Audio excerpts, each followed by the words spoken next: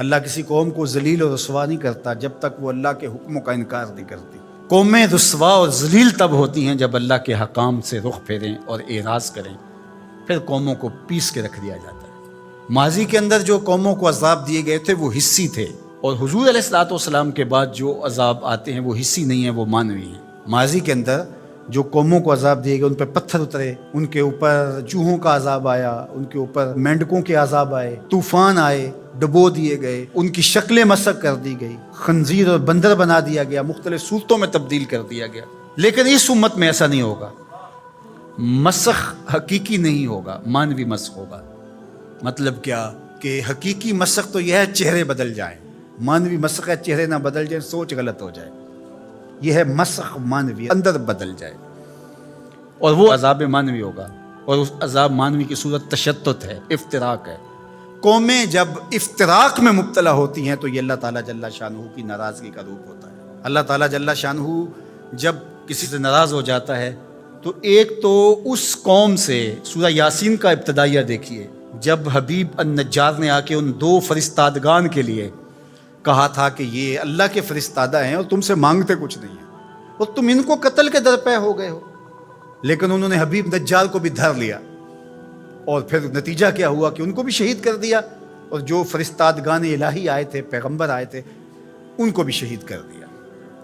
اور سورہ یاسین میں وہ سارا واقعہ موجود ہے، اور وہاں پڑھیے اللہ نے جو ان کے اوپر عذاب نازل کیا۔ ایک تو وہ چیخ تھی جس نے ان کو آ لیا، اور پھر وہ جو ہے وہ اپنے گھروں میں گرے پڑے ہو گئے۔ اور دوسرا جو عذاب اللہ تعالیٰ نے دیا اس قوم کو، اللہ تعالیٰ نے فرمایا پھر ہم نے ان کی طرف کوئی ہادی بھیجا نہیں۔ ذرا غور کیجئے، یہ باریک عذاب ہے، یہ مانوی عذاب ہے۔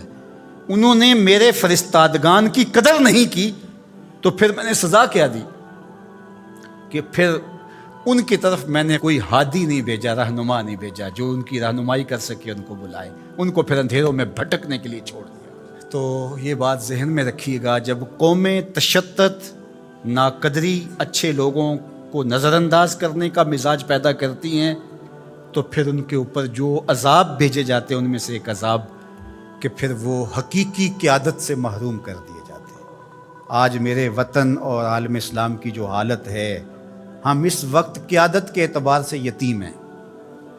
یہ الگ بات ہے کہ ہر بندہ دعویٰ کر رہا ہے کہ میں ہی نجات دہندہ ہوں اور میں ہی قائد ہوں۔ مذہبی لوگ بھی، سیاسی لوگ بھی، سب کہتے ہیں کہ میرے بغیر تو چرخ کا پہیہ ہی نہیں گھوم سکتا، میں ہی سب کچھ۔ لیکن حقیقی طور پہ اگر دیکھیں تو یہ امت بے امام ہے۔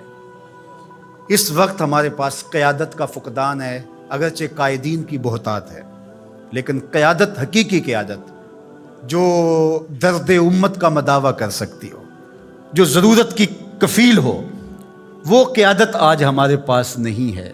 اقبال نے بھی کہا تھا، اٹھانا پھر کوئی رومی عجم کے لالہ زاروں میں، وہی آب و گل ایران، وہی تبریز ہے ساکی۔ اور دوسرے مقام پہ یہاں کے حالات کا، چمن میں رخت گل شبنم سے تر ہے، سمن ہے، سبزہ ہے، باد سحر ہے، مگر ہنگامہ ہو سکتا نہیں گرم، یہاں کا لالا بے سوز جگر ہے۔ یہ سزائیں ہوتی ہیں قوموں کو کہ ان کے اندر پھر حقیقی قیادت کو اٹھا لیا جاتا ہے، پھر قوم بھٹکنے کے لیے چھوڑ جاتے ہیں، پھر مختلف جتھوں کے ہتھے چڑھ جاتی ہے۔ اور آج جو ہے ہمارے ساتھ ہو رہا ہے وہ کسی سے